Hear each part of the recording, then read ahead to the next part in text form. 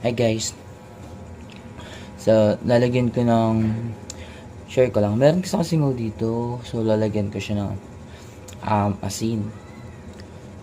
Ito siya guys. Oh, laki. Pasko pa naman ngayon. Lalagyan ko siya ng singaw. Ay, singaw. Lalagyan ko siya ng asin. Grabe, sakit to. Ay, takot ah. 1, 2. 1, 2. Wait lang.